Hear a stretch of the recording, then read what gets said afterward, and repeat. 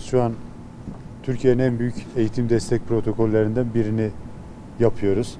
Belki de en büyüğüdür. Çok nitelikli hazırlanmış bir çalışma. Özetle 1., 2., 3., 4. sınıf öğrencilerine 10'ar setten oluşan seviyesine göre kitap dağıtılacak.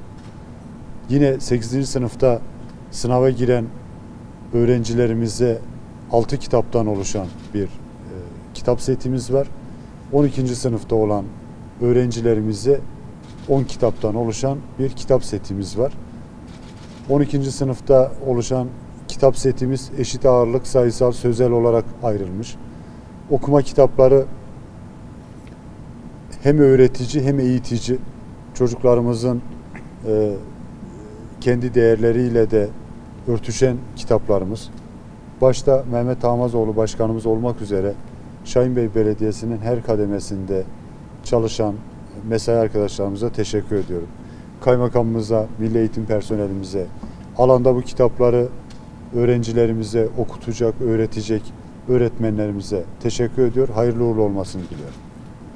Efendim, Şahinbey Türkiye'de öğrencisinin en çok olan ilçesi. 282 bin öğrencimiz var. Sadece geçen seneki eğitim öğretim yılıyla bu sene arasında 19 bin öğrencisi artan bir ilçe. Zatı devletlerinizin liderliğinde birçok alanda altyapı ve üst yapıda birçok çalışmalarımız oluyor. Akademik anlamda da ciddi anlamda başarısı artan bir ilçe olduk. Bu noktada belediyemizin hazırlamış olduğu bu setlerin eğitime çok ciddi katkıları oldu. Bu noktada belediye başkanımıza, tüm ekibine huzurlarınızda teşekkür ediyorum. Zatınız liderliği için de sizlere teşekkür ediyorum. Ben de öncelikle hepinize teşekkür ediyorum. Sabahın bu erken saatinde güzel bir vesileyle toplandık. Sizin öncülüğünüzde başlatılan Ben Okuyorum, Gaziantep Okuyor kitap okuma kampanyası. Yine Şahinbey Belediye'miz tarafından lise öğrencilerimize, ortaokul, ilkokul, üniversite öğrencilerimize aylık kitaplar dağıtıyoruz. Bu kitapların okunmasıyla alakalı yarışmalar düzenliyoruz. Tekrar hediyeler veriyoruz. Ayrıca lise, ortaokul, ilkokul öğrencilerimize yine hem okul kitaplarına yardımcı soru bankaları, deneme sınavları yapıyoruz. Bugün de yine ilkokul öğrencilerimize dönük 1. sınıf, 2. sınıf, 3. sınıf, 4. sınıflara ayrı ayrı kategorilerde 746 bin tane kitap dağıtımı yapacağız. Lise, ortaokul öğrencilerimize deneme yine sınavları yapacağız. Lise öğrencilerimize deneme sınavları yapacağız. 8. sınıf öğrencilerimize yine soru bankaları dağıtacağız. Lise öğrencilerimiz için de yine 10 setten oluşan kitap setiyle onları TYT ve AYT'ye hazırlık kitapları, soru bankaları dağıtmış olacağız. Toplamda baktığımız zaman bugüne kadar 11 milyon 700 bin kitap dağıtmış oluyoruz.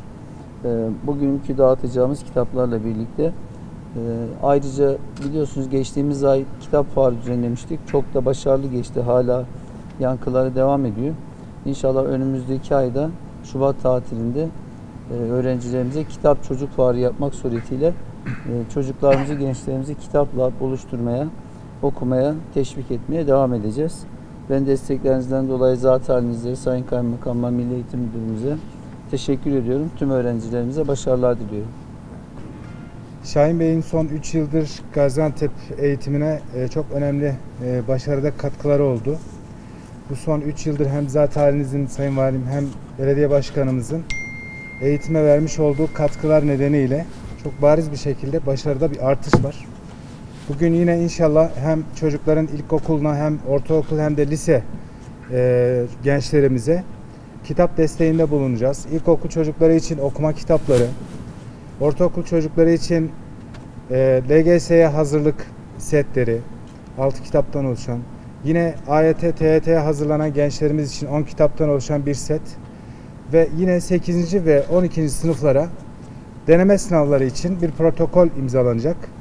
Ben başta Sayın Valime bu koordinasyonu için Destekleri için Sayın Başkanıma ve Sayın Kaymakamıma çok teşekkür ediyor. Hayırlı olmasını diliyorum efendim.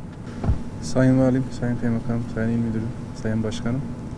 Bizler de Sayın Başkanımıza bu kitap desteğinden dolayı her zaman Şahinbey Belediyesi'nin Şahinbey Milli Eğitim üzerinde destekleri devam ediyor. Bugün de bu anlamlı kitap dağıtım protokolü için başta Sayın Valimize, Belediye Başkanımıza, İl Müdürümüze ve Sayın Kaymakamımıza teşekkür ediyoruz. Hayırlı olmasını temenni ediyorum inşallah.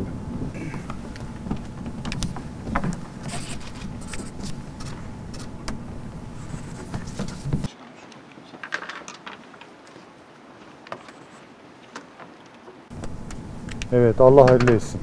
Gel. Allah razı olsun.